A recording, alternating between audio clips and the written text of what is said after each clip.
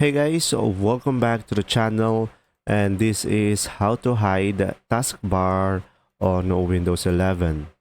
So guys, first thing that you will do is simply go ahead and go to the taskbar over here, and now go to an empty slot and right click on it. And you should be able to see here taskbar settings. So just simply select this one over here. And now from here guys, you could just simply go ahead and go for the taskbar behaviors tab over here.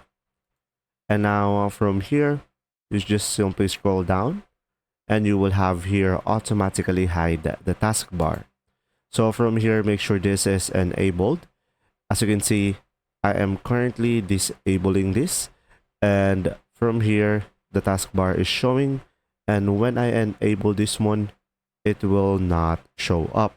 And now you can play full screen, and now when you go to your mouse and go to the bottom, the taskbar will automatically appear, but when you remove your mouse, it will automatically hide.